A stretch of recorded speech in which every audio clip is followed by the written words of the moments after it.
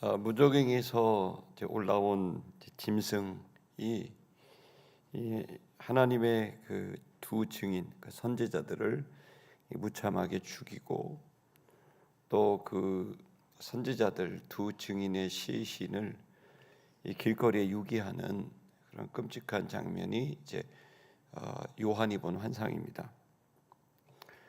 그 의인은 그 처참한 죽음을 당하게 되고 모함을 당하고 배척을 당하고, 그래서 이런 의인이 이제 굉장한 그 고난을 당하게 되는데, 이것이 이제 세기 말에 일어나는 현상이고, 그것은 그 추악한 죄, 그 배역함이 극에 달하는 그런 시대 상황을 말하고 있습니다. 그 의인이 그 고난을 당하는 건 참 억울한 일입니다. 또 혹은 또 내가 그것은 이제 당사자가 돼봤을 때 더 심합니다. 나는 분명히 잘못한 게 없는데 이제 억울하게 모함을 당하고 또 악인의 괴계에 이렇게 빠진 것 같은 그들의 덫에 걸려서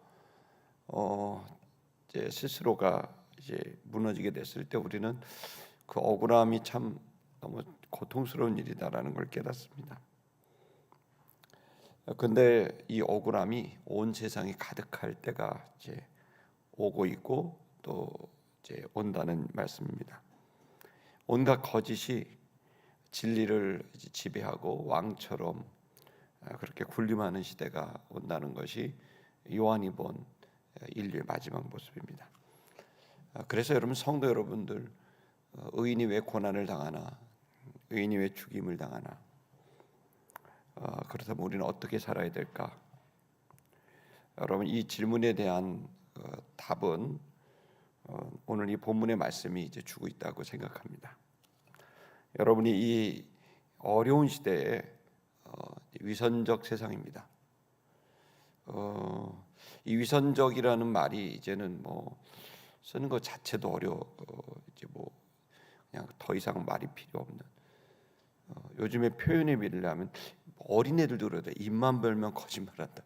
이 말이 이 어린이들한테, 청소년한테도 있다는 이 말은 대한민국이 지금 뭐 GDP가 GNP가 얼마냐라는 것과 관계없이 우리는 지금 굉장히 병든 사회에 있다는 것은 명확합니다. 아이들조차도 이제 거짓을 받아들이고 무슨 짓을 했어도 성공하면 되고 힘이 있으면 누를 수 있고, 이런 세상, 이런 생각을 갖고 있다는 것이 대학생들과 청소년들이 있다는 건 우리가 살고 있는 세상이 얼마만큼 타락했는가를 이제 볼 수 있고, 그 마지막 보루가 교회고 성도라는 것을 오늘 이 아침 여러분 잊지 않게 되기를 축복합니다. 오늘 굉장히 무거운 말씀입니다. 바로 악한 시대에 의인은 고난을 당할 수밖에 없다라는 말씀입니다. 하나님의 뜻대로 살려고 몸부림치고 또 불의와 타협하지 않으려고 애를 쓰는 그 사람들의 그 고통과 죽음은 우리 가슴을 아프게 합니다. 요한은 이 두 증인, 두 선지자의 모습을 보면서 고통스러워했습니다. 그것은 바로 그 원인이 어디에 있는가 하면 그 의인에게 있는 게 아니라 무적행에서 올라온 짐승 같은 인간, 바로 그 적그리스도에게 있었다는 겁니다. 요한계시록 11장 9절의 말씀을 다 같이 읽어보겠습니다. 시작. 백성들과 족속과 방언과 나라 중에서 사람들이 그 시체를 사흘 반 동안을 보며 무덤에 장사하지 못하게 하리로다. 이 무적행에서 올라온 이 짐승, 이 적그리스도, 좀 너무 어두운데요. 좀 글이 좀 안 보입니다. 네네. 그것은 그 적그리스도입니다. 그러니까 그리스도를 반대로 안티크리스토스라 그러는데요. 이제 그 적그리스도가 올라오면 이제 엄청나게 교회와 성도를 이제 박해하는 거죠. 그런데 그것을 주도하는 자가 있었다는 거죠. 그게 바로 누구냐면 무적행에서 올라온 짐승이었다는 거예요. 그러니까 사람들은 계속 선동되고 있고, 또 그리고 이 사회와 국가가 그 악한 적그리스도에 의해서 이제 움직여지고 있는 거죠. 그것은 반기독교적인 그런 사상과 문화를 만들어내는 겁니다. 여러분, 이 일은 계속 기독교가 시작되면서 있어 왔던 일이지만 세기 말, 다시 말하면 종말에 가서는 그런 일은 더 심각하게 벌어지게 된다는 것이 요한계시록의 기록입니다. 특히 여러분 주목해야 될 것은 백성들과 족속과 방언과 나라 중에서 이렇게 되죠. 이게 뭡니까? 이게 바로 사회와 국가입니다. 그러니까 집단적으로 이제는 한 개인의 핍박이 아니에요. 뭐 내가 교회 나갔는데 뭐 엄마가 핍박했다, 아버지가 성경책을 찢어서 아궁이 속에 넣었다, 이런 핍박이 아니에요. 이 핍박의 얘기는 뭐냐면 국가적으로, 사회적으로, 집단적으로 마녀 사냥식으로 기독교가 핍박당하고 교회가 매도당한다는 뜻입니다. 야만적이고 끔찍한 것은 그렇게 해서 교회와 성도를 죽였는데, 근데 그 사람들이 그 시체를 장사를 지내야 되는데 보란 듯이 아주 끔찍하고 야만적이게 그 죽임을 당한 그 시체를 무덤에 장사하지 않고 구경거리를 삼았다는 거예요. 이건 마치 조선시대나 고려시대나 고대에서 아주 그 추악한 범죄를 저지른 대역죄를 저지른 사람의 시체를 바로 도성의 입구에다가 목매달아 전시한 것과 똑같은 일인 겁니다. 한마디로 말하면 없어져야 될 인간, 없어져야 될 집단, 그게 바로 교회고 성도라는 뜻입니다. 지금도 계속해서 마녀 사냥식의 교회에 대한 끝없는 모함과 또 그리고 배척이 있습니다. 지금도 선교사들은 뭐 5년 전만 해도 우리 선교사가 튀르키예 가서 했던 일이 뭡니까? 먹이고 입히고 살린 일밖에 없는데 돌아온 것이라고는 끔찍한 죽음이고, 그 죽였던 아이를 단 몇 달 만에 석방해 주고, 그게 우리의 그 튀르키예라는 나라가 아닙니까? 억울함은 이루 말할 수가 없는 겁니다. 지금도 수많은 교회가, 성도가 몸부림치며 말씀대로 살고 싶어하고 사랑을 전하고 복음을 전하고 있습니다. 지금 전쟁의 포화 속에서 이스라엘의 최영강 선교사님과 아만다 선교사, 당연히 피신을 해야 함에도 불구하고 이 백성들을 위해서 왔는데, 이 백성들이 지금 공포에 쩌드르는데 우리가 여기서 도망간다는 건 말이 되지 않는다. 그러면서 그들을 환영하지 않는 유대인들, 그들을 환영하지 않는 아랍인들을 향해서 지금도 구제와 선교를 하고 있다는 것은, 여러분, 이것은 어떻게 보면 이 교회의 참된 모습이라고 생각합니다. 그러나 가슴이 아픕니다. 환영받지 않는 그들에게 계속해서 사랑을 주고 복음을 전하는 이 일을 언제까지 해야 될 것인지.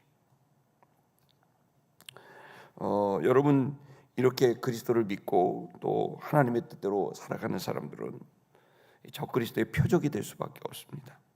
주의 뜻대로 살려는 사람일수록 끝없는 이제 말하자면 실수와 잘못들을 지적하고 어떻게든 의인을 더 의인이 아니라는 것을 밝히고 싶어하는 사명을 받은 사람처럼 정말 열심히 목회하는 목회자들을 막 험담하고 정말 열심히 사역하고 있는 선교사들을 험담하는 일이 여러분 사실 지금도 벌어지고 있습니다. 이 일은 이제 교회 밖의 문제가 아니라 교회 안의 문제까지 왔기 때문에 이 교회의 갱신과 회개는 우리가 해야 될 가장 중요한 일 중에 하나라고 생각합니다. 야고보서 4장의 말씀을 우리 한번 보겠습니다. 야고보서는 예수님의 친동생 야고보가 기록한 성경인데요. 다 같이 11절 읽겠습니다. 시작. 형제들아, 서로 비방하지 말라. 형제를 비방하는 자나 형제를 판단하는 자는 곧 율법을 비방하고 율법을 판단하는 것이라. 내가 만일 율법을 판단하면 율법의 준행자가 아니요 재판관이로다. 야고보 선지자가 거의 이제 복음서의 서신서의 마지막 부분인데, 야고보 선지자는 본 거예요. 하나님 나라를 추구하고 있는 하나님의 백성 그 교회가 웬일입니까? 막 비방하는 겁니다. 이 부분에 대해서 야고보는 단호했습니다. 그것은 적그리스도가 하는 짓이다. 그럴 수가 없다.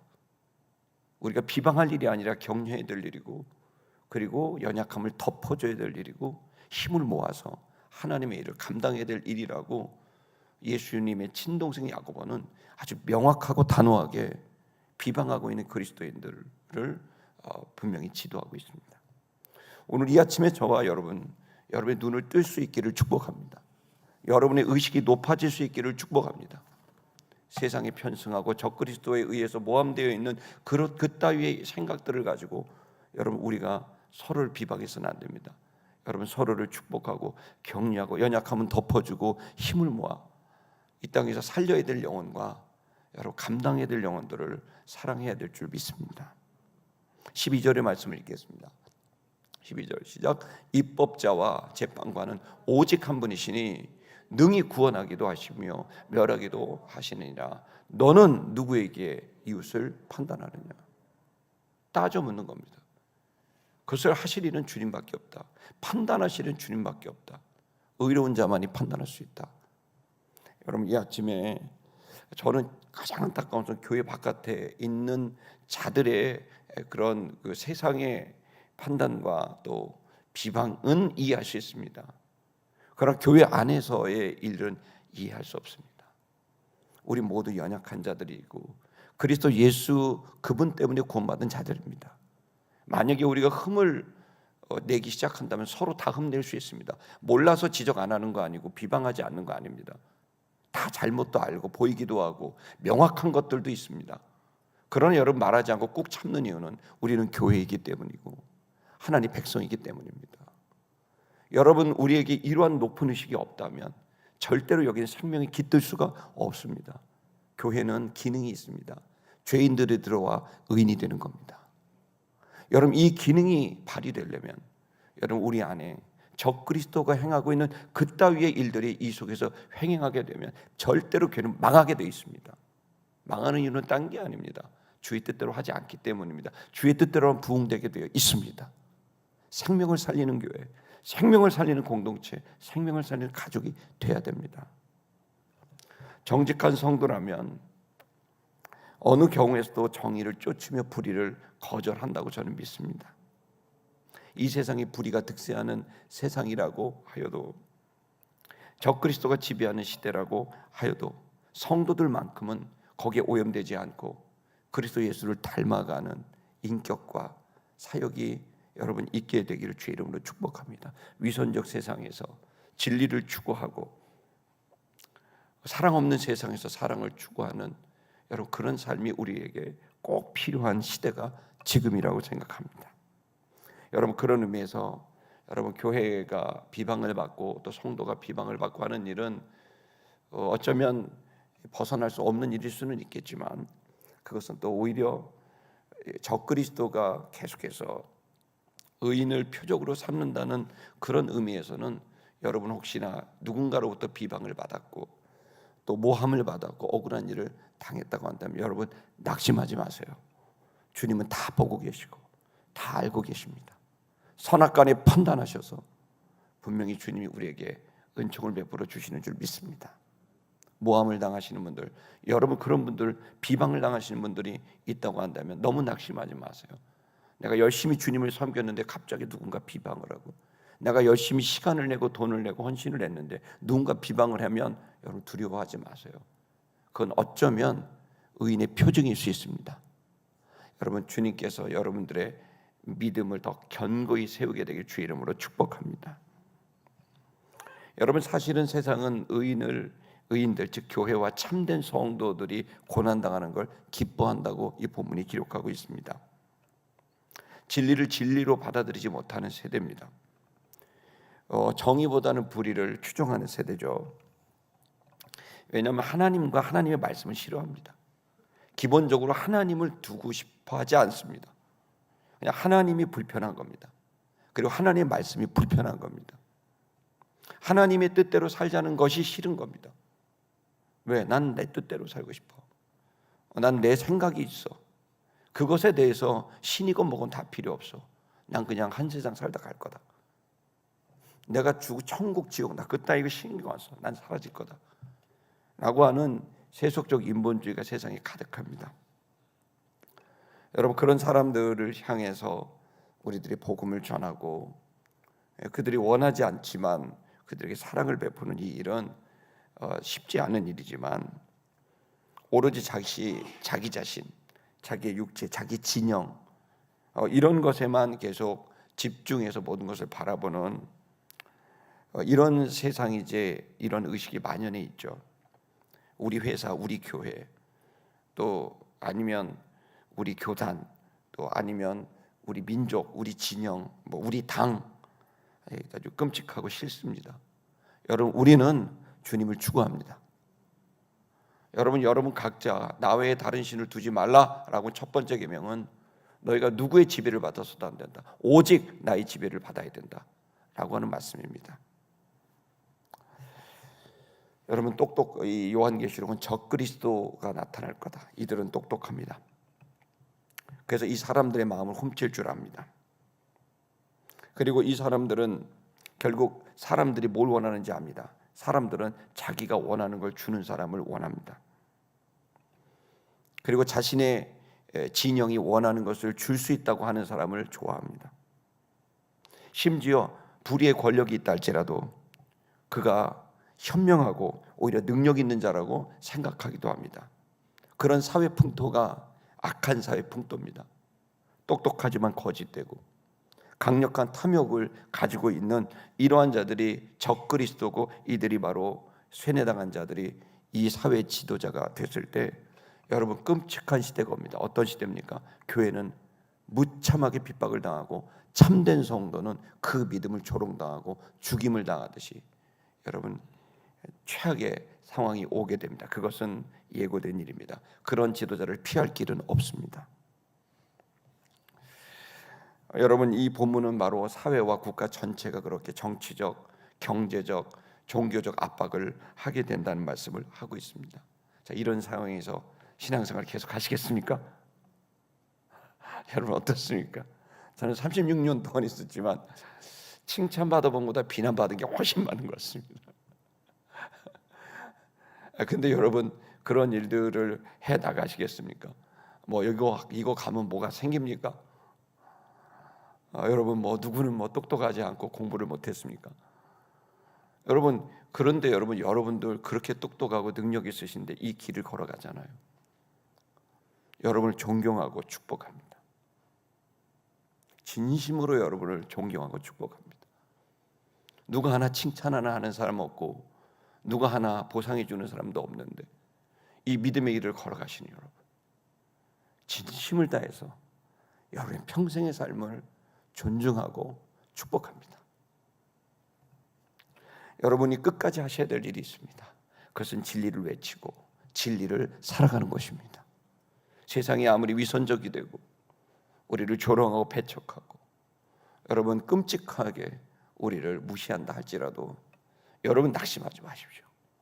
여러분 끝까지 진리를 외치시고 진리를 살아가기를 주의 이름으로 축복합니다. 왜냐하면 하나님은 언제나 정의의 편에 계시고 의로움에 계시는 분입니다.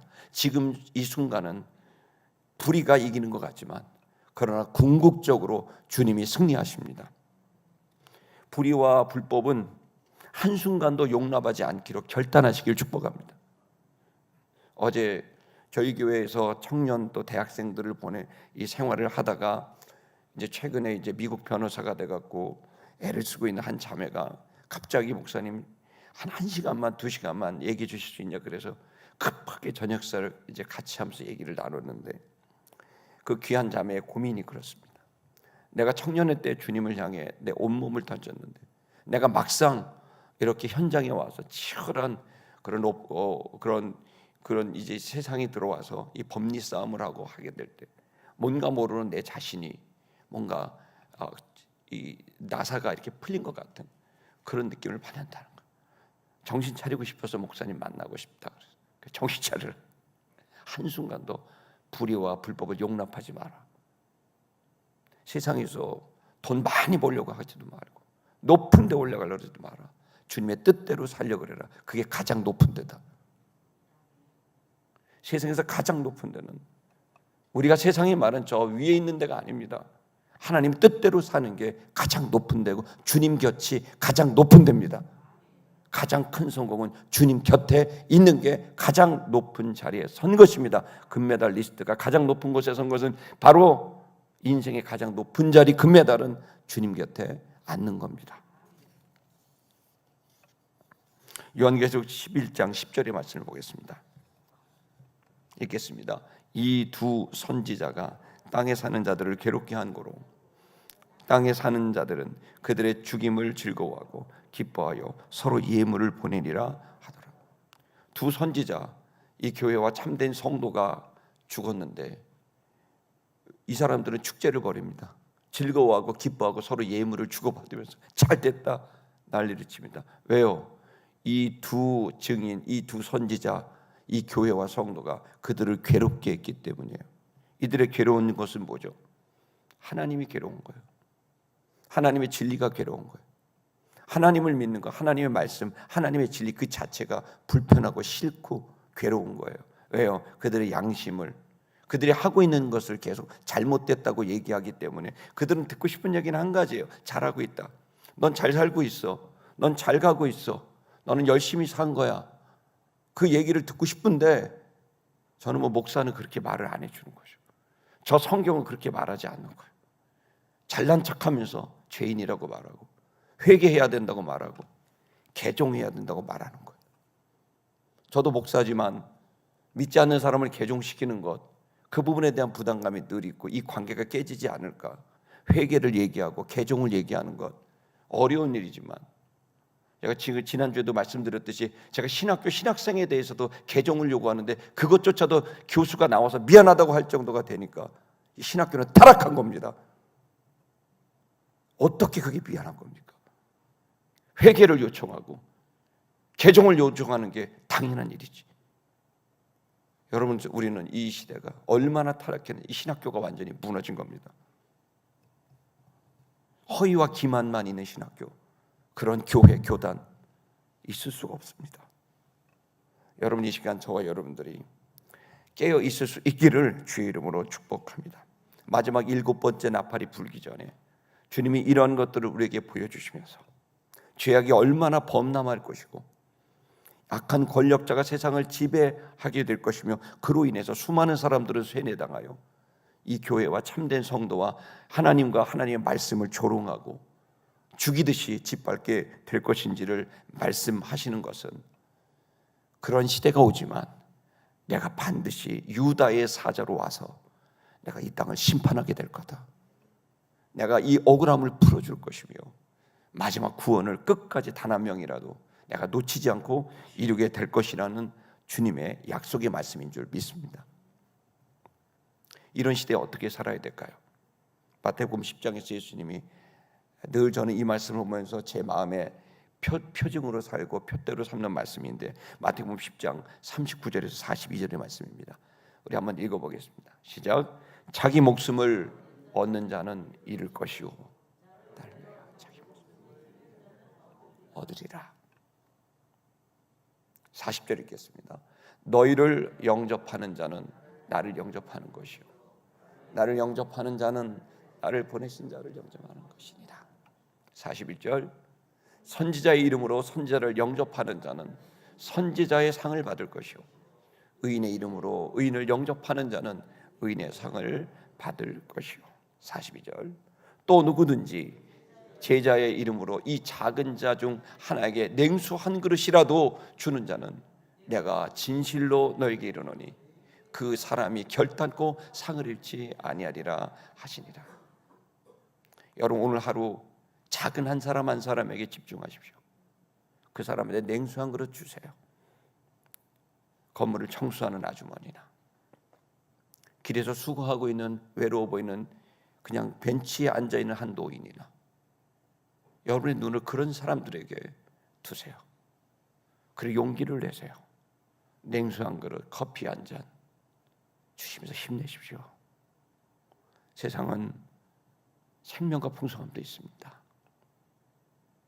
여러분, 그 사랑을 전하고 복음을 전하는 오늘 한날이 되시기를 주의 이름으로 축복합니다.